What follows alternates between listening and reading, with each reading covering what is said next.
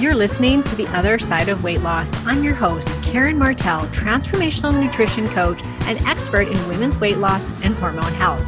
If you are ready to go beyond diet and exercise, then tune in each week to hear from leading experts in psychology, nutrition, and spirituality as we explore the many avenues of what it really takes to lose weight and feel your best. You're listening to episode 100 on the Other Side of Weight Loss podcast, and I'm your host, Karen Martel. Super excited for today's episode because it's my 100th episode. Like that's just outstanding. Just give myself a pat on the back for that one because this is just so exciting. It's been quite the ride the last year and a bit of starting this podcast. I thank all of you for tuning in, for downloading, for sharing, for subscribing, for rating, all of those wonderful things that made this podcast happen and is growing it very quickly. So I thank you guys for that. In today's episode, I am going to give you my top 10 favorite interviews. Now, just little clips, little 5 to 10 minute clips of some of just my favorite moments of interviews with other people. At first, I was going to do the top 10 most downloaded podcasts. And I thank you guys for this, but most of the top 10, 7 out of the 10 were my own podcasts. So they weren't even interviews. It was just me hosting the podcast. So I really appreciate that. I love that you guys like me more than anybody else on my podcast. So I just didn't think that, I'm not going to just highlight myself here. I want to highlight some of my favorite speakers and moments, and also some of the top downloaded ones as well from you guys that you guys liked. And just share just these little tidbits, these little words of wisdom from some of the amazing guests that I've had the pleasure of interviewing on this show. That's probably the funnest part about this show for me, is to talk with these other professionals, to learn from them, because I certainly don't claim to know everything myself. I know a lot, but I don't know everything. And so being able to talk to these people helps me to learn and helps me to become a better practitioner. And the whole point of my business, my podcast, my membership, bottom line is I really want to help you find your weight loss code. And that weight loss code, it looks different for each and every one of us. When I set out to do that, when I set out to have that be my mission in life, which was to help women to break through weight loss resistance and really figure out what's going to work for them, I really didn't think that it was going to be able that it would actually get to this big of a platform where each week I am reaching thousands and thousands of women and helping each one of you find your weight loss code. And I talk about so many different things on this podcast, and it's really the purpose. It's why it's called The Other Side of Weight Loss, because each one of you, you're going to need something different when it comes to weight loss.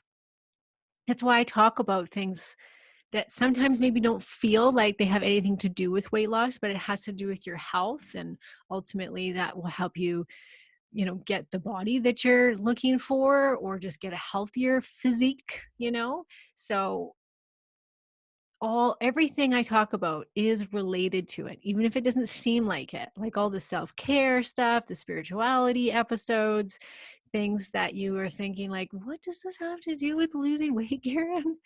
And I really believe the happier we are, the better we are in every area of our life, then the easier it is to maintain health, and the easier it is to maintain your weight. So I think that's the whole point of this. And so I just wanted to share that with you guys, because when I personally was going through this, oh gosh, now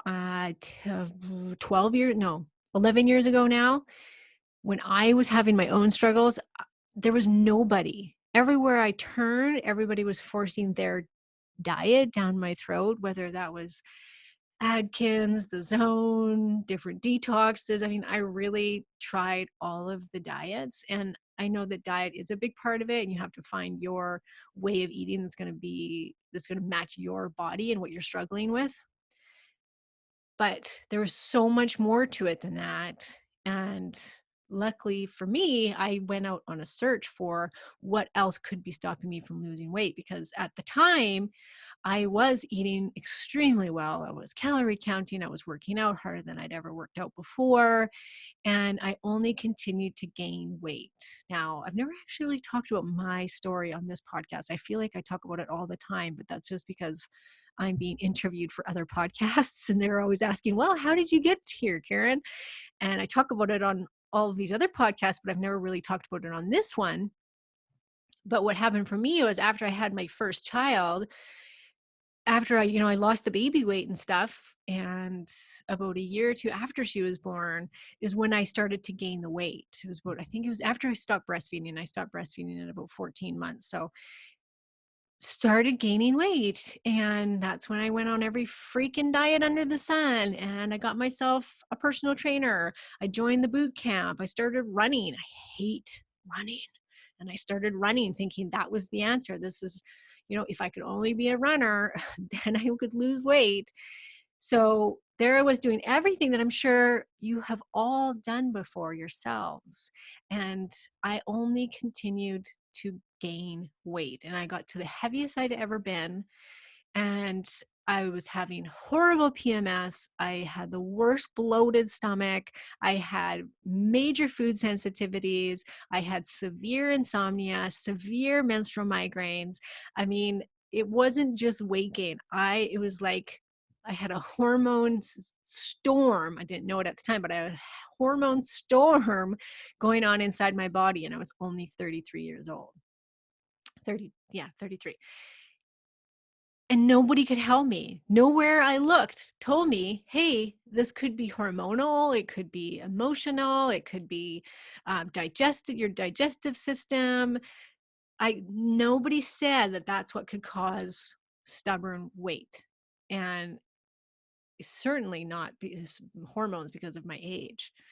No doctor would have said, oh, I think it's your hormones. And I got my hormones tested through a naturopath at the time. And sure enough, my hormones were a complete disaster. My cortisol was really high. My DHEA was really low. My estrogen was really high.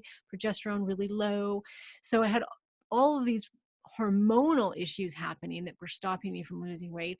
But I also had to deal with a whole bunch of not fun emotional garbage around my body image. And I had been severely bulimic when I was in high school. I was an alcoholic throughout my 20s, and I just completely disrespected my body.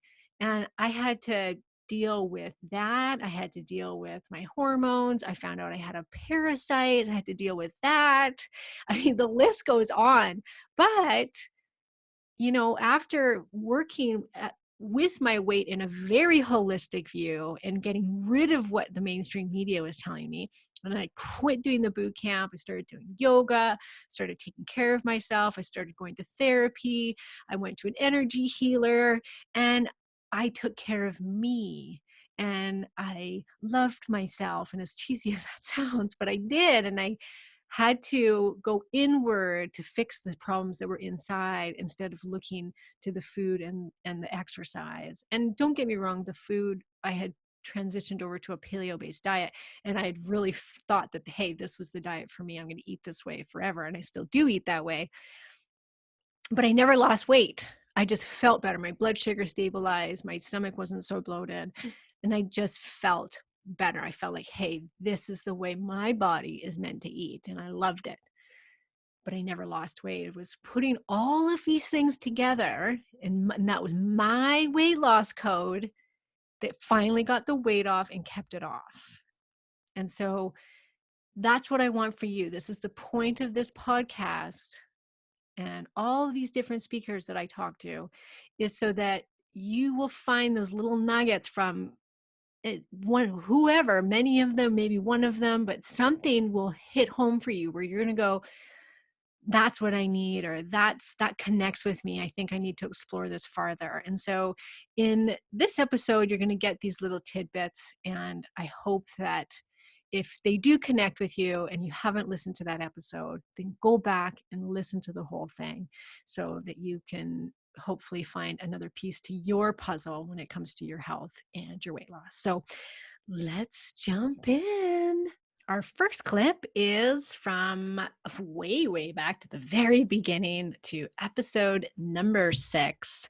And this is a great guy. I love talking to him because I thought he was just like brilliant when it came to estrogens, to xenoestrogens. This guy was like, he knew everything there was to know about the effects of xenoestrogens on our health. Now, if you haven't heard much about xenoestrogens before, you're going to want to hear this little clip, and you're going to want to go back and listen to the whole episode and even read his book. I actually loved his book. It wasn't hard to read. It wasn't too sciencey. It was for the everyday person to read.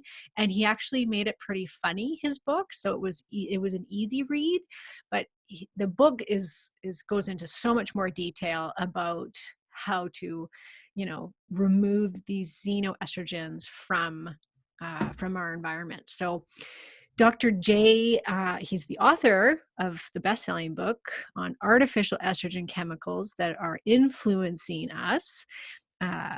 His book is called Estrogeneration: How Estrogens Are Making You Fat, Sick, and Infertile. Yes, I know. Doesn't that just sound scary in and of itself? But Dr. J and I, we jump right into it, all the things in our environment, and there's way more than you think. Just so you know, even if you know about xenoestrogens and you're like, oh yeah, I don't drink from plastic anymore, Karen.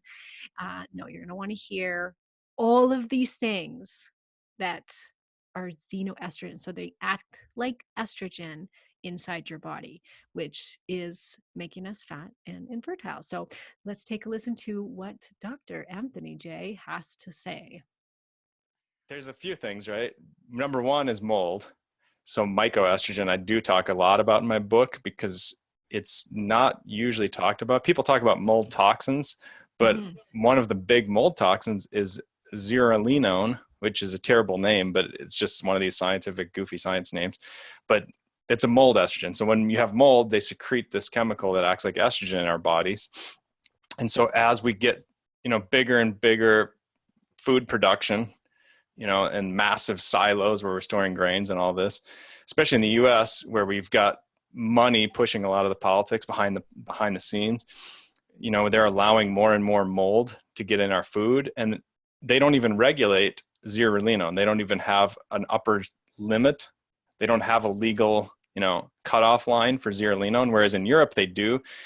And in the UK, it's not as tight as Europe, but it's there. And what's really interesting is if you look at all the countries that regulate mold estrogen, the zearalenone, the obesity levels go down as they regulate it tighter. In fact, in Europe, they regulate the animal feed. How much mold estrogen are they finding in the animal feed? And if it's too high, they ship it over here, and they literally will put it in like your Kellogg's and stuff like that. No. And in my book, what I call the estrogenic paradox is estrogen, these artificial estrogens, they can turn on the fat switch. They can cause you to gain more fat, and they store in your fat, right? And that's a huge problem because they're there. They're turning the switch on all the time because they store in the fat. So that causes a real uphill battle when people are trying to lose weight and they have all these phthalates in their fat. All right, next up. I love this guy. He was probably one of my fave guys just to talk to. He was just really easy to chat with. Him and I chatted even after we did the interview, probably for another half an hour just talking. It's Dr. Kenneth Brown, who is a leading expert in SIBO, small intestinal bacteria overgrowth, and IBS, irritable bowel syndrome. He's a certified gastroenterologist, and he developed a product called Antrantril. It's kind of a odd name for a supplement, but but I've used it lots in my own practice. It's a great product. but really him and I just dive deep into, irritable bowel syndrome. What are the causes? How is it affecting your weight? How does it affect your, your brain, with anxiety and depression and your hormone health? And we just jump right into all things digestive system and how it could be affecting your health. So yeah, I think you're going to enjoy this one. And like I said before, you can always go back if this connects with you, go back, listen to the whole episode. But here is Dr. Kenneth Brown. My whole clinic is filled with women coming to me, and the first thing I do is I say, let's talk poop. And they get real embarrassed. And I was just like, no. This will tell me so much about your overall health. And once the embarrassment's gotten over, then it becomes, oh my gosh, I've been dealing with this forever. I have trouble going to the bathroom. I feel super bloated after I eat. When I do have the urge to go, I have trouble getting it out. And we get into real details about it because it gives me, the history tells me different things that we need to start looking at. And, it's not just that you can't go to the bathroom, but we do know that when you have problems like this, it's probably the underlying cause of autoimmune disease, underlying cause of inflammation. And there's a lot of data now showing that if you've got bacteria growing where it shouldn't, you're producing methane. They're, not to get too sciencey, but there's labs that look at this and they have shown that mice that produce methane, way more. They actually have an obesity problem in mice eating the same amount of calories as the normal mice, but because of the bacteria producing these different gases and leading to inflammation, it results in weight gain. So once I say that to my patients, they're like, oh my gosh, that's exactly what I've been dealing with. I'm eating less and less, I'm bloated, and I'm putting on weight. I'm like, well, you know what? It may not be your fault. It may be because of the bacteria that are actually doing this to you. Is the brain-gut association. So if we can protect, we have to protect both at the exact same time. So we now know that inflammation, for your listener, for you that's sitting at home watching this again, if you have found that you are bloated and you have anxiety or depression or OCD or anything there in the spectrum, there could be a reason that we know that if bacteria is growing, and that whole thing where I talked about the inflammation, it can actually irritate a cell that lives right there in the GI tract called a mast cell. That mast cell, when it gets angry or when it gets irritated, sends its little signals, one of them being histamine, serotonin, and tryptase, but it dumps its contents on the nearest nerve. And then that nerve runs like a conduit to the central nervous system, meaning the mast cell tells your brain something's wrong. And we now have shown that when you have gut inflammation, you will have brain inflammation. So when I sit and talk to my patients and I say, do you ever feel like you're in a brain fog? And they stop and they go, I do. Why? I'm like, do you ever feel fatigued? Have you had more anxiety than you normally have? And they go, yes. And I'm like, okay, what I think is going on is that we're actually irritating one of the cells there. That's how come I'm a big fan of other things to help the brain also, which is atrantil to fix the gut, cannabidiol or CBD oil to decrease brain inflammation. And so that's my next level of, we want to, by fixing the gut, we're going to help the brain, but we also have to help the brain. So a lot of the symptoms that are going on really affect the brain. Another layer to it is the fact that if you have a poor diet and you eat a lot of these refined foods and you crave it, what people don't realize is, and I have to have this talk with my patients where, especially my pre-diabetic or diabetic patients, and we're struggling with weight loss, and they're like, I don't understand. It's like, I feel like I'm like you're addicted or like you're being told to eat this. And it's very interesting because that postbiotic thing that we were talking about, we now know that the bacteria that want those sugars, that want those refined foods, they will proliferate and they can send signals to tell you to go get more because you're feeding the ones that want to do that. Same aspect. When you eat a lot of polyphenols, good molecules for you, those bacteria proliferate. Instead of the, I want my donut, it's I feel better when I'm eating these colorful fruits and vegetables, and they send anti-inflammatory signals to the brain. So a lot of times people get so frustrated and they blame themselves and they get angry at themselves. And I just tell them, I said, hey, some of this might be out of your control. Why don't we play with your bacteria? Let's feed the bacteria that I want to proliferate, and you'll have a better success at both losing weight, controlling your anxiety, possibly depression. And it'll take a little time, but you can do this. And then All right, next is episode 38. This is one of the leading obesity researchers in the United States, Stephan Guyenet. Now, I wanted Stephan on here because I heard him years ago prior to interviewing him on Chris Kresser's podcast. And I was like, you know what? This guy, he knows his stuff when it comes to weight loss. I mean, he's in obesity research. He's also a neurobiologist. He is the author of The Hungry Brain. Stephan he was actually very fascinating to talk to. He's a total brainiac, but he really truly does know his stuff. He looks at the research, he looks at the science around weight loss and what it takes to lose the weight, why we are wired to eat certain foods. And him and I get into this in this little clip. He also talks to me about some of the weight loss myths that are out there about what causes weight gain and what helps us to lose it. And in this little clip, he's going to share with you whether or not fruit will make you gain weight. So here is Stephan Guyenet. What's going on in our brain that's making us, why don't we want the broccoli that has the micronutrients that our body and brain needs? Why aren't we driven to eat that? Yeah, it's really ironic, isn't it? Yes, it's like not fair. and you see this most clearly in kids. Most kids don't really like vegetables. They want to eat refined carbohydrates and fats and butter and, all the like really calorie dense stuff. Most kids do not care about vegetables. They don't like vegetables. And so why is it that the things that we should be eating, our brains intuitively don't want or want less? And then the things that we shouldn't be eating, the things that are destructive to our health and our weight, are all the things that the brain really wants, the ice cream. Well, the reason is that our brains evolved to seek specific physical and chemical properties in food. And vegetables don't have those physical and chemical properties, and refined calorie dense foods do, because we evolved, of course, under very different conditions than we're in today. If you imagine a human hunter gatherer that was living similar to how our ancestors lived for most of the last 2.6 million years, you have someone who's foraging in a wild environment where it's hard to get food, right? And everything you come across is an unrefined food. Most of those foods, not all of them, would be lower in calorie density and higher in fiber, and maybe would have weird off flavors that, today we might not necessarily enjoy.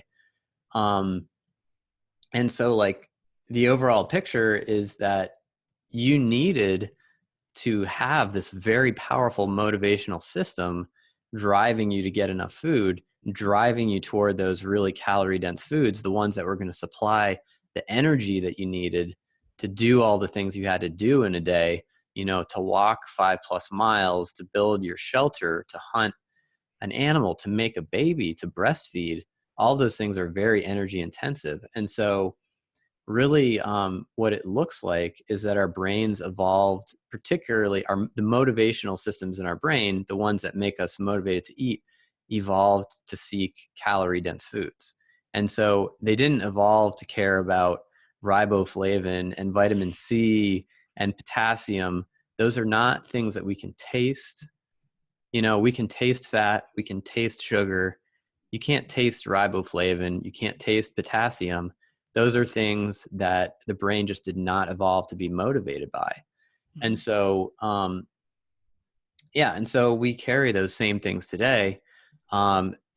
Those same substances that motivated our ancestors, that our brains are wired to be motivated by, to crave and to want.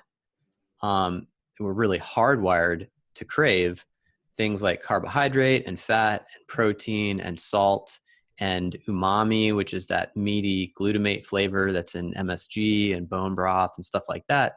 Those are the things that really fire the brain up, that get it motivated to eat food. And everyone in every culture around the world likes those things. Everybody likes salt. Everybody likes fat. Everybody likes sugar. Everybody likes starch. But what's different around the world is all the specific flavors, all the specific types of vegetables and spices and herbs and textures and things. Those things are particular to each culture, and those are learned. Those preferences are learned due to their repeated association with the fat and the sugar and the salt and stuff. But when a child is born, they automatically hardwired, like the ice cream and the cake and the cookies and stuff. They only learn eventually to like vegetables, maybe by virtue of repeatedly associating those vegetables with fat and salt. So as far as fruit's concerned, so I reviewed the literature on that. And the reason I did it is because there's so much interest in sugar right now, which, by the way, I also, think eating less sugar is good. I don't eat much sugar myself. It's not something that I think is a health promoting substance. But right now there's like such intense focus on it that some people are saying, well, we probably shouldn't eat fruit either, because fruit, most of the calories in fruit is sugar, right? So why would you want to eat fruit if sugar is bad? And I think it's only the more like extreme versions of that narrative that people are saying that. Well, So yeah, and it's there's not, I've heard doctors say that are on the keto train or the carnivore train saying we would have eaten fruit to get fat, to get fat stores up before we hit winter. Like that was the whole purpose. Like you hit the fruit to get fat. yeah. I disagree with that. And I know, the main person who's advocating for that, and I don't think he's an unreasonable person. We've interacted some on Twitter. I don't really believe in the get fat for winter thing, but I do believe his main point, which is that when you mix abundant fats and carbohydrate together, that's going to tend to be a fattening diet, especially if they're calorie dense and palatable. And I mean, that's what junk food is. It's calorie dense, palatable foods in a wide variety that mixes carbs and fats and is, easily accessible and cheap. That's basically what makes people fat in a nutshell right there. Right. Um, It's good to clarify that. yeah. And so anyway, I'm trying to answer your question about fruit here. So, um, the research that I found was, so I did a systematic review, which means I searched the entire scientific literature to find every study I could so that I'm not missing anything, that would cause me, like if you just did a search that wasn't systematic, you might be biased because you might only come up with studies one way or the other based on your search criteria. So I tried to find everything so that it would be unbiased. And then I reviewed all the studies. I looked at randomized controlled trials that measured the effect of fruit intake on calorie intake. I looked at randomized controlled trials that measured the effect of fruit intake on body fatness. And then I looked at observational studies that just said, hey, people who eat X amount of fruit, how much do they tend to gain weight over time? Do they gain, more weight if they eat more fruit, or do they gain less weight if they eat less fruit? And those are just associational studies. And basically what I found was all pretty consistent. Most of the literature suggested that fruit has either no effect on calorie intake and body fatness, or it has small effects to reduce calorie intake and reduce body fatness. So basically it's somewhere in the neutral to slimming range. And the literature was pretty consistent about that. And even like very high fruit diets, like I people was eat going to ask that. Yeah. Like, or a the high lot of sugar fruit. ones like bananas, like tropical fruits. They was the same. Yes. Wow. Well, okay. There were some studies on guava. And that's a tropical fruit. I don't actually know off the top of my head how much sugar it has. So I can't really answer that I don't know question, either. but, so I don't think I can really answer your question effectively based on what I remember off the top of my head. But, some of these diets were very high in sugar, supplying like, up to, it was like 15 or 20% of calories from fruit sugars. So we're talking about a lot of fruit, like talking about 7 to 11 pieces of fruit a day Oh, wow. of like oranges or apples or whatever. So, um, Yeah, so we're talking about a lot of fruit, Yeah. and those diets tended to be slimming. And I'm not talking about like massively slimming, it wasn't like causing people to just totally, shed tons of fat, but they were slimming, people were losing a few pounds over the course of like a couple months. Okay. So in most cases, when we get our period, we don't often think too highly of it, do we, ladies? We're usually, we're a little bit grumpy. We're like, why does this have to happen? I've met many women who actually take a birth control pill so that they don't ever have to get their period, which I will tell you right now that is not healthy for your body. But in this next little clip, and it's just a short clip, but you're going to hear from Jamie Watkins, who is a womb expert and Koya teacher. You'll hear, if you go back and listen to the whole episode, you'll hear about what those things are.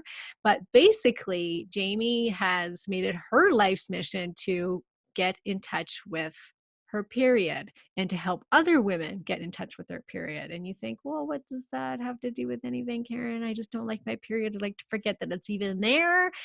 Well, according to Jamie, this, when she got in touch with it, a lot of her female issues went away, including her very painful endometriosis. And she really decided to dig into the research and really find out, why do we have our periods? How can it benefit us? How can we tune into it rather than repress it and really take power from it? So I think that this is one that every woman should listen to, even if you're not bleeding already, even if you're through into menopause and you don't bleed, it's still worth listening to, because our period is, in society, is almost shameful. Like, we don't want it, it's looked at so poorly as, oh, you're PMSing, or, it's considered dirty. It's considered like, oh, this is, this is the time where mom's not feeling so well, or whatever it is. But it doesn't have a positive feel to it, a positive energy to it. And I feel like that should change. I've got a daughter that's going to get her period in the next couple of years. So I've already started to really, help her to not feel like this is going to be some curse on her, right? I think we even used to call it the curse. But she'll say, oh, I don't want to get my period. That looks so gross, Mom. And I'll say to her, like, you know what? Our period is what makes us woman. It helps us to be able to have babies one day. It is something to be honored and treasured, and it's sacred, and you don't want to shut it down, because this is the natural cycle of life. And you need to get in tune with it rather than repress it and think of it as something that's awful and dirty. So I'm already trying to, get her into that headspace, but it's tough because it's not like they're taught that in school. So, and her friends and her friends. Anyways, let's just hear what Jamie Watkins has to say. Which is the fall, which is the most notorious part of the cycle, PMS. It's the only one that really gets talked about, but it never gets talked about in a very positive way. It gets talked about in a way of like, clear the path, because, this wild woman is unleashed. And what happens here is that your feel-good hormones drop out. This is your immunity also drops out. It's the time when it's the easiest to get sick, when it's the easiest to get down on yourself, to give up. If you have endometriosis, this is going to be a time where there's a lot of pain.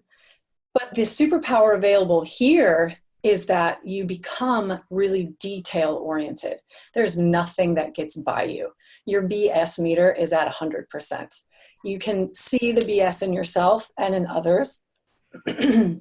Excuse me. And so it's a time when really, like, it's a great time to go through your books, like nothing gets past you at this time. And so to take that energy and to utilize it for you, this is a great time to edit your book, because you can really see the things that aren't up to par and aren't grammatically correct. And you're not going to have a hard time crossing it right out. So to capitalize on that energy, and to also realize, just like the leaves falling off the trees, you're being called inward, like what's going on, knowing it's hard for you to feel good about yourself, but having the awareness to know that soon will pass, and be This is your body asking you for more self-care so that you don't get sick, so that you don't run yourself ragged, so that you're gentle with yourself when your feel-good hormones are low. As I started to create today's episode, I definitely realized that some of my fave people were actually talking about some pretty alternative topics. And not just the diet, the hormones, not the science stuff, but more so about the self-development and spirituality. I like these ones. I like these people because in my own personal journey, I found that the more in touch I was with that side of myself, the healthier I got. Uh, it, I just felt like the closer I was to who I really am. And I think that that's what life is really discovering who you are and growing and learning and loving. And I think that that is life. I don't think it's about, the next best car and the next best house and social media and all of these things. Like, life is so much more than that. And I think that the more we can get in touch with that, the happier we are and the more fulfilled we are in our life. And many of my favorite interviews were people talking about how to do that, how to get more connected, how to heal the body, how to heal the emotional side. And in this next episode, I talk with Darren Wiseman. Now, I found Darren on a documentary actually that was so great. It's called Emotion, and I highly, highly recommend watching it. They have amazing speakers on the documentary, and it's all about how if you suppress your emotions, that you will develop disease, you will get sick, and how every disease and illness and sickness and weight is all has an emotional component to it, if not the cause of it. And I really believe that. I've seen that in my own life. And I always say to people, if you have a chronic illness of any sort, whether that's cancer, headaches, knee pain, back pain, eye pain, mouth pain, whatever it is, that there will be an emotional piece to it, and to find out what that is. And I think that will speed up the process of healing. And I don't know, I really believe in that. I did body work for 17 years and I saw it there. I would work on people and getting into their deep tissue in their body, and they would start crying or there's some memory would come up. And I really believe that we do store our emotions in our body. And if there's too much of that, yes, we can become sick from it. So Darren, he's going to talk about just this, exactly this is, how can these repressed feelings, these emotions, especially as a child, how they can play out when we're adults and how they can lead to illness. So he's pretty out there, but like I said, I really like him, and I would go watch that documentary and go back and listen to the whole episode with Darren, because he's got it going on. I love to hear him talk. If you can see him, I would go actually on the YouTube channel and watch him, because he'll make you smile. Let's just put it that way. He'll make you smile. So here is Dr. Darren Wiseman. Journey of life is we're doing our best to become the next best expression of ourselves. What happens though is along the way in our life, and especially in the earlier points in our life, conception to 7 especially, the cement of the mind is very wet. And what I mean is it's impressionable. Everything that goes on in our life, the memories that are being created, they don't have any stopgaps. They just come on in. So every aspect of our relationships, mom and dad and everything that goes along with our life, it goes into our nervous system. And our system is creating memories, and it's growing and healing very quickly. The first year, it's insane, right? So much change and evolution occurs. What happens is when there are particular moments where we do not have the ability to process the emotions of the environment, not only do we not have the ability to process the emotions, and I'll explain what process means in just a bit, But when we don't have the ability to process the emotions, and our environment doesn't know what they don't know, can't give what they can't give, they don't know how to process their emotions with high self-esteem, with self-love, with authentic communication, with trusting intuition, with being connected to our faith, being rooted in family, community. When they don't have the ability to process emotions either, the subconscious mind does something fantastic and interesting. And what it does is it protects. Now, the nature of the subconscious mind is the protective mind in every way. We can all, recognize like, ooh, I touch a flame, I move my hand. So there's a physical protection. There's an emotional protection of, like, I'm around somebody and I don't trust it. My spidey senses are being triggered off and I'm like, I don't feel good about you. I don't like your joss. I don't know what it is about you, but I don't believe a word that you're saying. There's an emotional protection, but there's also a deeper, what I call a spirit protection reflex. And a spirit protection reflex, it's actually step number 6 in the Lifeline technique. The spirit protection reflex is where I don't have the consciousness to process this memory, this moment. My environment doesn't either. The subconscious mind goes like this. Takes inventory of all the sensory data, but because no one and it stores it in short-term memory, but because no one has the ability to process and move through it, when it comes to sleeping, we're not able to go through the deep states of REM sleep. So the short-term memory stays short-term. The limbic reptilian stays limbic reptilian. It does not become neocortical. And therefore, we did not evolve into the next greatest version of ourselves. We stayed the same. Meanwhile, our body continues to grow. We begin to continue on in life. And here I am. It started at 3. Parents were going through a divorce. There's alcoholism, addiction. Here's something going on where, there's anger and anxiety and out of controlness in the environment. That vibrational frequency is alive. It's an energy field, and it's downloaded in my limbic emotional brain. Now, here I am. I'm 50. And 47 years later, and I see the right color. I smell the right sense. I get triggered by the right sound, and the 3-year young part of me gets activated as if I was 3 for the first time, again, and again. And I keep repeating that pattern because what happens is the subconscious mind backs up 1 millisecond and it programs us to forget it. And it enables us to, it almost like puts this energetic vortex around us so that we can move through the emotion, but we don't process it. But at some point, that emotion has to be processed for us to evolve into the next greatest version of ourselves. So here I am at 20 and I've got this relationship in college and, and I get caught in, this addiction or this happens. And here I am at 35 and this is going on in my job and in my marriage. And there's these patterns are in motion, but we can't see them. We can't feel them. We can't hear them. They're subconscious. They're buried below the surface. They're invisible, but they show up. They show up.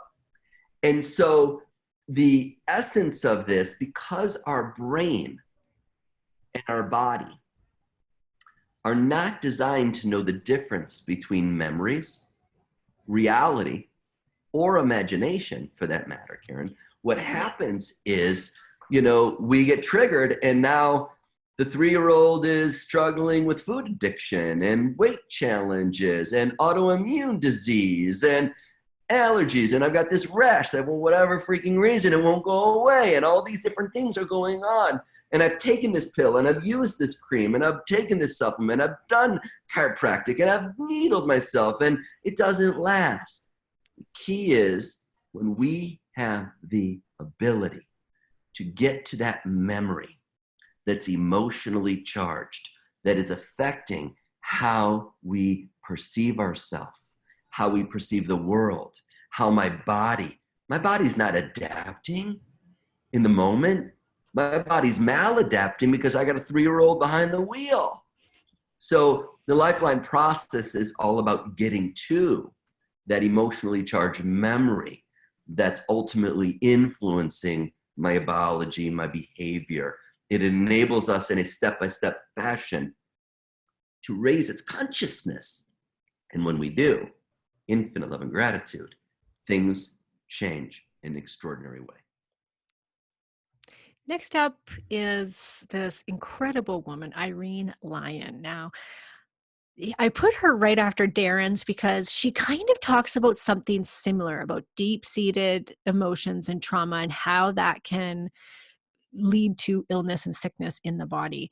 But she puts it in a completely different way than Darren does. And so I wanted to make a point of putting her right after him because if you didn't connect with him, you might be able to connect with her or vice versa. And it's all about finding that person, that fit with your personality or the one that you can connect with that will make you go, oh, hey, I get this now. And I want to know more because this connects with me. So that's why I put Irene right after Darren. But Irene is a nervous system specialist. I first heard her through one of my rolfing clients, actually. She said, oh, you have to go watch this woman's YouTube video about trauma. And I thought of trauma as, like people going off to war and getting post PTSD, or somebody that was abused as a child that had severe trauma, was maybe in a really bad car accident. But in her YouTube video, Irene explains how trauma, and in this little clip you're going to hear her talking about, but trauma can be simply that you were not taught how to deal with your emotions as a child. And so when something that happened in your household that made you uncomfortable and people were not dealing with it properly, these emotions, and you weren't taught how to deal with the emotions, how that can get stuck in the nervous system. And it's like these little small traumas are happening to the body, and how eventually what that leads to and how it can lead to sickness.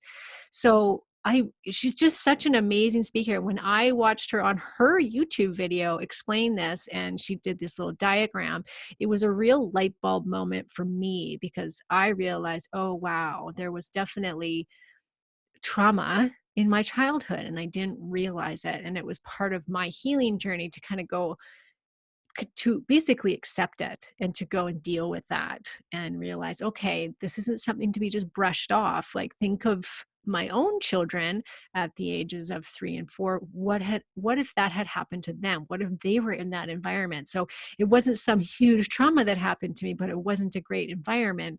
And I think about that, and I put my own kids there, and it just breaks my heart. And I think, oh my gosh, that would be very traumatizing to a young child. And so I had to embrace that and basically kind of go back and give myself the hug sort of thing, and think, okay, that wasn't okay. And that could have, really changed who I was at that time and who I became, because I wasn't taught how to deal with that at that time. So anyways, let's listen to what Irene Lyon has to say about trauma. But they walk away, no big deal. The next day they're fine. They can get back into their car. They don't dissociate the next time they see a car that was similar to the car that hit them, and they're fine, right? Then person B, let's say, had not that kind of upbringing. Let's say there was a lot of stress. Let's say mom and dad hated each other. I say this because this is very common. Very common. Or mom and dad didn't know how to communicate. So they held stress, they held anger, they held sadness, or something like that. Or maybe parents were so busy that the child was left alone a lot, or with caregivers that really didn't care to connect with them because they, like, why bother, right? And so that child becomes less resilient. They don't grow that really healthy nervous system resiliency. I'm really simplifying it here. We can get into science if we have time. But so there's this person that had this lack of connection, lack of empathy, maybe there was abuse, maybe there was violence, maybe there was just shouting and screaming, or maybe there was no connection, no permission to be yourself. And this is very true with many of my clients, right? They're kind of, the children should be seen and not heard. Don't cry. If you cry, you're sent to your room. These are very common things that I think our generation still grew up with. And it's still happening, I know, because I hear it when I'm at the grocery store, those sorts of things. But that is absolutely frightening to a little person. They don't know what that means. They are literally needing connection and love. And so if you have this person B who has had a fairly good life, meaning they haven't had accidents, they haven't been abused physically or sexually, and yet they had this kind of toxic environment, they get into that car accident later in life, and it's a small accident, and I've seen this, they will walk away absolutely undone. Their system comes undone because I have a glass of kind of colored water here. It's turmeric. If you imagine this glass is filled up with water, right?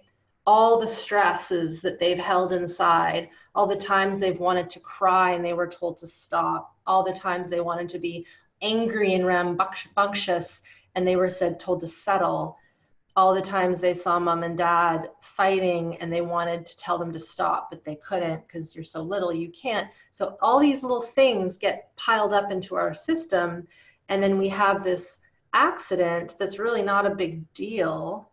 But you have an accident like that to someone who's got all this stored traumatic stress and inability to regulate, and the system goes kind of, as one of my teachers, Kathy Kane, would say, kablooey. It just goes, and then that's where the insurance companies actually don't understand, because they're like, what do you mean? You've been working all your life, you've never been sick, you get into this one accident, and now you're bedridden and have fibromyalgia? That doesn't make sense. But it does when you look at this model of how the nervous system stores these trauma responses.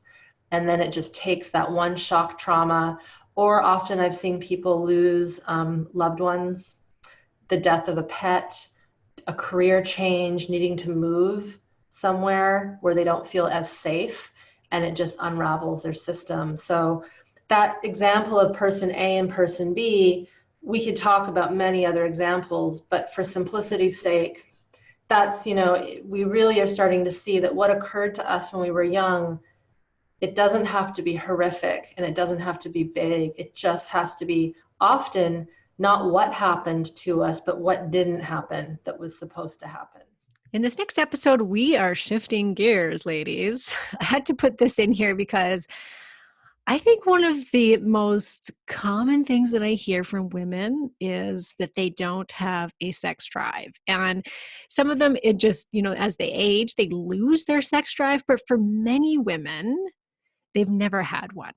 And this is much more common than I think we're led to believe. I mean, especially because of what we see out there on TV and in the movies. It looks like, oh, women just should have this amazing, super high sex drive, or we want to go out and have sex all the time.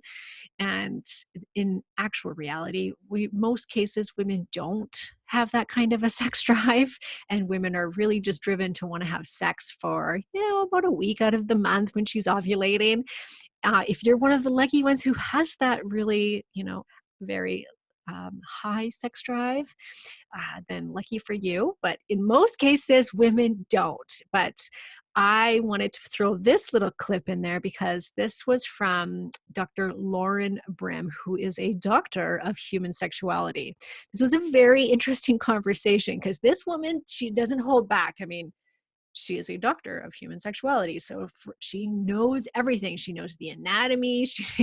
She goes into great detail about women's ability to have sex and how we used to have no qualms about it. How we used to, back in the literature, it looked like women had these really high sex drives that wanted to have sex and it was healthy and it was okay. And now it's shameful and kind of looked down upon in a lot of cases, right? So I'm giving you this little clip because it's a fun one. And I think that getting in touch with your sexuality and learning how to please yourself or to have a healthy sex life can be life-changing. It can be very healing. So let's hear Dr. Lauren Brim talk about some sex, baby.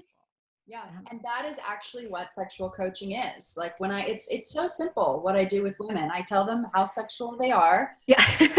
Give them permission to be sexual. Like, you're not a slut, it's not bad, or being a slut is beautiful. Like, if you have multiple partners right now because you're not in a monogamous relationship, fantastic. Enjoy that experience. Get all the connection and love and experience and, you know, being generous lovers, learning things from each other. Great. If you're in a monogamous relationship, wanting to explore sexuality more, great. If your partner is unavailable, explore solo sexuality, more masturbation, self-pleasure. I mean, we all could spend more time with that, exploring our bodies. But yeah, it's like just giving women permission, educating them about some basic things that they're afraid to ask about, and, you know, maybe sorting through some experiences that were negative. You know, we all have some of those, and helping them reframe that, and boom, you know, you just like send them out into the world. And sometimes it's more complicated than that. The women that rebound faster are women that have years of masturbating under their belt, or self-pleasuring, as I like to call it. And they rebound faster because they have this relationship to their pleasure. They know what that pathway looks like to orgasm, and it takes longer for women that don't have that, but it's never too late to start. You know, at any age you can have a sexual awakening and wake up those nerves. And, you know, our bodies don't stop being capable of sex as we get older, unlike, you know, what we've been told, that you dry up and this and that. I mean, you don't use it, you lose it, you know, you'll like find that it's drier and whatnot, but that can all come back, you know, just like nature is constantly regenerating our bodies. So someone comes to you and they're in that place of, you know, I've talked to women that have never even had an orgasm with their husbands. You know, they can masturbate, but they can't have, you know, they can't communicate. They can't, to them, sex is just like not something that's enjoyable. Do you have a place that somebody starts, like just like a simple little, like just start here? Well, it really depends on the person and where they're at. But I mean, self-pleasuring is always the place you want to go to. And, you know, I want to make sure they can bring themselves to orgasm with their own hands, that they've really explored their genitals externally and internally, and that they feel permission to develop to have fantasies. You know, I see a lot of women that they can't have an orgasm with a partner, and the orgasms they have themselves are with a toy, and it's just a vibration, and they're like these short orgasms or whatnot, just feel like contractions, and they haven't allowed the mind, the brain, to open up the stories and the fantasies. And that, you know, our brain is our biggest sex organ, so that I encourage them to open that up and start to explore fantasies. Some women really benefit from CBD oil, cannabis. Other women who haven't experienced toys, they might want to try that. Encouraging different positions. You know, sometimes you're educating or figuring out how they can incorporate more clitoral stimulation with penetration, or, you know, more fantasy with it. There's just depends on who you're working with. And again, other people, it's working out some trauma, or maybe a traumatic birth, or some anger with their partner that we need to talk about, or even just adjustments in their schedule. You know, they're being the martyr and not getting any help with the kids, and like they're withholding sex as punishment because they're angry at everybody. And like, you know, sometimes sexual coaching has nothing to do with sex and everything to do with like scheduling and relationships and all these other things. And then the sexual energy comes back. For other people, it is purely about sex and really ingrained religious ideas that it's wrong and it's disgusting, and they never masturbated because if they did, they'd go to hell, and like they had sex, they'd go to hell. And, you know, you're like facing an enormous amount of fear and numbing in their genitals to sort of, you know, be able to survive in that context. Okay, the next one. Dr. Natasha Campbell McBride. She is, wow, she's a super smarty pants.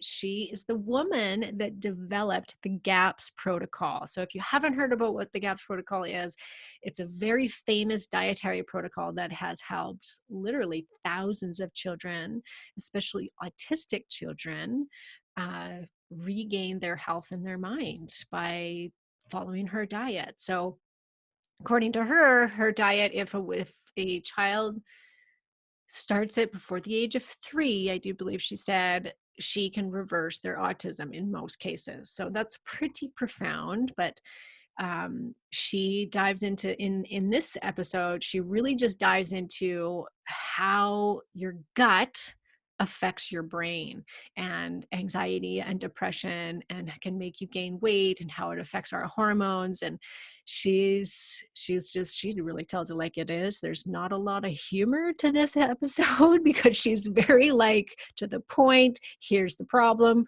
and here's what you have to do. But she's very interesting and she's very smart, like I said. So you can learn a lot from this woman.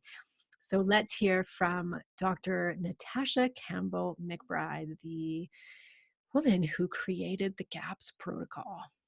Pesticides, herbicides, fungicides, and other sites are antibiotics in their nature. So today, pretty much everything you buy from a supermarket is laced with these antibiotic-like chemicals. So antibiotic-like, so pesticides. Like, that's right. They act like an antibiotic. I didn't know that.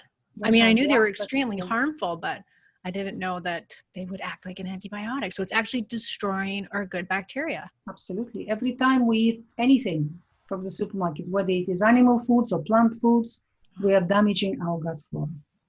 Wow. On top of that, the junk food came in, which feeds pathogens almost exclusively. And then the girls put on a contraceptive pill at quite a young age, and they take it for quite a few years before they're ready to have their first child. Contraceptive pill has a devastating effect on the gut flora. Mm-hmm. And on the immune system of the woman. So by the time this generation of people decide to start a family, their gut flora is seriously damaged. Right. And that is what they're passing to their baby. Healing is a process. It's a journey for a person. And also what we need to understand, that everything that comes to us in life comes for a purpose. Mm-hmm. If you got a disease, if you got a degenerative condition, there's a reason why it came to you. Yes, 100%. It is karmic. It is a life experience that you have to go through. You must face it. You can't just run away from it. You can't just go to the doctor, get some symptomatic painkiller and beat the body down. Because symptoms is the way the body communicates to you that you're destroying it. That something's wrong. Mm-hmm. By giving you pain, by giving you inflammation, by giving you a headache, by giving you nausea, making you feel awful. But people go to the doctors and the doctors give them pills to stop the pain and stop the inflammation and stop the nausea. What you're doing with those pills, you're telling the body to stop calling for help and suffer in silence. Oh, it's so true. While the disease continued destroying the body from inside, and you will continue. And our chemical industry has invented some 100,000 new chemicals which don't exist in nature to date. So when these chemicals absorb from all the personal care products, makeup, hair dyes, and other stuff into the bloodstream, quite often the body doesn't know what to do with them, so it imprisons them in various tissues. And usually the dumping ground is the fat tissue, in the thighs and the belly and other places. That's another reason why many women in the modern world can't lose weight. Because if her body is not ready to face that flow of toxicity that will be released from all that fat tissue if she loses weight, the body will not allow her to lose weight. Because that can collapse her, that can really cause quite a toxic shock in this woman. So she will never be able to lose weight if her fat tissue is full of toxicity from all the personal care products she used, makeup and hair dyes and other chemicals in the environment. Our environment is full of various chemicals nowadays. And it's the list is just growing. So this next clip, you guys, this episode has been riding the top of the charts of the Other Side of Weight Loss podcast for about 6 months. So he was #1. He had the most downloaded episodes out of all of my episodes on the Other Side of Weight Loss until about a week ago. And then I surpassed the episode with one of my own, which this is so cool. It was the episode called Alcohol, Is It Worth It? Now, that episode was something that I struggled with, even airing, because I really didn't think anybody would listen to it. Like I had thought about it for months, how I wanted to do this episode. And I was like, oh, nobody's going to want to hear this because everybody wants to turn a blind eye to their drinking because nobody wants to hear that anything that's not healthy for you. They don't want to hear about how bad it is, right? Especially drinking. So I thought, oh, well, I'm going to air it. Nobody's going to listen to it. It's probably going to be one of the like lowest on the ratings, but I got to do it. So I did it. And this wasn't that long ago. It was just back in the fall that I did this episode.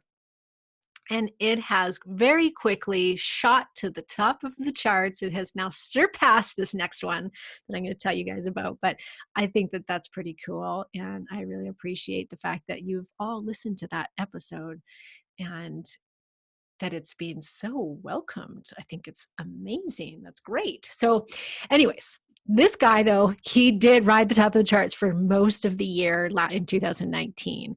And his name is Dr. Jade Teta. Now, Dr. Teta is somebody that I have personally followed for years. I used to listen to Dr. Teta. Oh gosh, like right even before I even started this business, he taught me a lot about what I know today when it comes to metabolism and working out. He's really, really great about knowing how a woman can optimize her weight and her weight loss efforts by doing certain types of exercise at certain times of the month. So this episode is actually called female phase training, and he gets all into our cycle throughout a 28-day cycle, how in the beginning of the month, like what hormones are most prominent and why we need to do certain exercise at that time compared to the second half of the month. And it's great. So you guys are going to love this. Obviously you guys love this because you've made them all the way up to the top of the charts. But if you haven't listened to it, it's definitely, you got to go back and listen to the whole episode. But here is Dr. Jade Teta. Here's what a normal, quote, normal cycle looks like. Now, every woman is completely different, but textbook cycle. Estrogen, first day of bleeding is day one of the cycle, okay? So you start menstruation. And at that point, estrogen and progesterone are both pretty low. But estrogen begins to rise at that point. Progesterone does not. It stays flat. So over the first 2 weeks, the week of menses and the week after menses, estrogen is rising, getting higher and higher. And progesterone is nice and flat. As a matter of fact, women have the same amount of progesterone in their system during these first 2 weeks of the menstrual cycle as men do. So progesterone is kind of non-existent at that time, but estrogen is rising. Now, estrogen is a beautiful hormone, and I mean it like in that term. It's a beautiful hormone because what it does is it makes the female brain more resilient, more receptive, just makes you a little bit more of a badass, right? It allows you to take on stress, allows you to focus a little bit. It has some weak aspects of testosterone. So if you're in a calorie excess, you'll store less fat when estrogen is around, and you'll build a little bit more muscle. When you're in a calorie deficit and estrogen is around, you'll burn less muscle and a little bit more fat. It allows you to train a little bit harder. It allows you to have a little bit more stable brain chemistry, right? And so estrogen is really, like, the way I like to describe it is, if you can imagine Joan of Arc putting on her suit of armor and her shield and her walking out into battle. The suit of armor is estrogen, right? So she puts on this suit of estrogen. That's what the first 2 weeks of the cycle are kind of like. Then you hit ovulation. Ovulation is, essentially the release of the egg and then the formation of what's called the corpus luteum. That first phase of the cycle, actually, we call the follicular phase, because during that time, estrogen is increasing because it's being released by the follicle that will then become the corpus luteum after ovulation. So we call the first 2 weeks the follicular phase. The follicle is developing, estrogen is being released. Ovulation occurs, and that follicle degrades into the corpus luteum. That becomes the source of progesterone. So all of a sudden, now progesterone spikes. And right after ovulation, you have this interesting time where it's high estrogen and high progesterone. But progesterone's dominating, and then they both fall off again. Now, progesterone is the antithesis to estrogen in a lot of ways. Not completely, though, because while progesterone will make you a little bit more insulin resistant and makes you store a little bit more fat, it also will help you be a little bit more stress resistant. Now, last but not least, number 10. Now, this is one of the top downloaded episodes as well. And this is the episode I did with Jimmy Moore. Now, if you don't know who Jimmy Moore is, he is what I call the king of low carb, because he really is the king of low carb. He had one of the top health podcasts on iTunes for years. He was like, I think he was like one of the first health podcasts on iTunes. He's been around forever. He's written a number of best-selling books. So if you haven't heard of Jimmy, I've actually been on Jimmy's podcast, so you can go and listen to the interview we did together a few years ago. But Jimmy has had some hard times. And after airing this, there was a few really horrible comments on my YouTube video with him. Because if you don't know Jimmy, well, he lost, I think it was like over 200 pounds, however many years ago, when he started doing the Atkins diet. But then over the years, he's gained it all back, and he gets a lot of slack for it. I mean, people slam him so badly on social media and say things like, well, how dare he, talk about dieting and weight loss when he's overweight. Well, we really clear that up in this interview, Jimmy and I, and he gets very open and raw with me. And after this aired, he actually posted something on his Instagram about it, and I'm going to read it to you guys now. So here's what he put on his Instagram post. My friend Karen Martel invited me on her video podcast called The Other Side of Weight Loss, where she digs into why people gain weight and struggle with stubborn weight. And in this final episode of me talking about my sabbatical, we got really real, really fast. I've known Karen for several years, and she's been a guest on my podcast before, but this was perhaps the most open and vulnerable I've ever been on somebody else's show. So Jimmy is off on his sabbatical right now. He talks about this in this little bit, but he decided to take a 6-month sabbatical to go back and heal his emotional issues that he believes is the root cause of his weight on his body. So I think he's awesome. I think he's helped so many people and I just think, how dare anybody cut him down just because he himself struggles with eating and he struggles with his weight doesn't mean that he can't help other people, because he knows a lot and he's very smart. He's had over 2,000 podcast episodes. I mean, he's learned from the best of the best in this industry. So I wanted to make this the last one because of what he talks about, and really it just hits home for so many people listening to Jimmy really open up. So enjoy this one. I'd love for you to, take us back to when that began. And was there something that triggered it? Do you know, looking back? Karen. Oh, Jimmy. Sweetie. 2008 was a big moment that was traumatic. And I want to underscore this because as I've been slowing down heading into the sabbatical, it's gotten me a lot more reflective on why, number one, I got obese to begin with, and then why did I start regaining weight? So the regain actually started way back in about 2008, just before you heard my Sisson interview. My brother, Kevin, who at the age of 32 had 3 heart attacks in 1 week that nearly killed him at 32.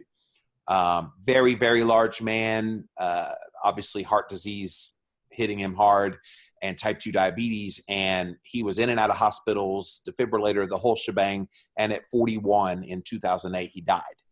So I don't think you lose your only full-blooded brother and it not impact you. Oh, yeah. And, before we came on the air, we were talking about kind of stress being the big bugaboo that nobody talks about when it comes to weight. But it was traumatic, that experience.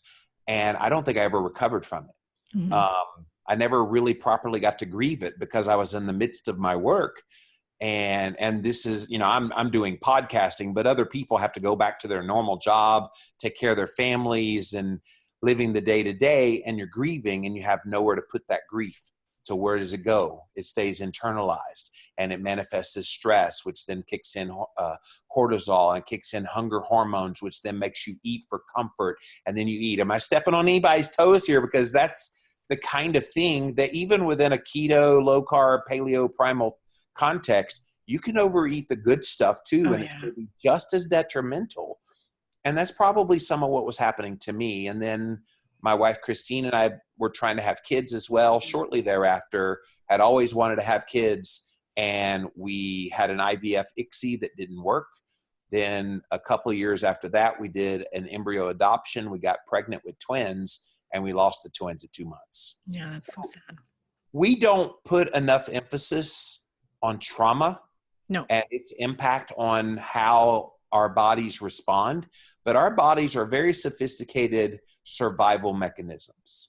Yeah. And the moment we think that our bodies are fat because it wants us to be grotesque, you just don't understand what's happening. The fat is on the body as a great protective measure.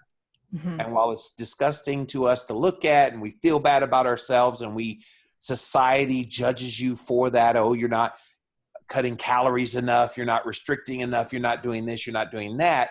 At the end of the day, it's really more of an indication of what you've gone through in your life. Mm-hmm. And the longer I've gone through this, Karen, the more I've come to the conclusion of I am where I am physiologically today because of all those things, which is why we're going away for 6 months. Take away the stressors, take away the things, and ostensibly the weight should come down. But more importantly, the inflammation and all the other things that might have led to the weight get released. I'm working with a life coach to try to deal with some of the trauma. I don't think people put enough emphasis on all the non-diet things that go into this. I agree. Yeah, 100%. Was there correlation between how you gained the weight prior to losing it back in the early 2000s? Like, can you look back and be like, oh, this is shit that I dealt with back then and now it's resurfacing? You ready for me to get real with you on this podcast? Here it comes. I was beaten as a kid, both physically and emotionally, by a dad who had an alcoholic dad that beat him. And my dad didn't drink alcohol, but he still had the anger that he saw from his dad. So then he passed that on to me. You know, and at some points, we always wanted to have kids. At some point, I'm thinking, okay, I'm really glad I didn't have kids because I might have maybe not physically hit them. I would have verbally abused them. I had to deal with a lot of stuff. And it happened mainly in my 20s because I got the heck out of the house at 17, went right to college, graduated college in 3 years, and was just trying to find myself. And throughout my 20s, I was in such pain, always looking over my shoulder, thinking my dad was coming after me. And see, nobody talks about this. No. Nobody gets real about like what the genesis of why you get there to begin with. You're not a glutton. You're not a sloth. You're not lazy. You're in pain. Yeah.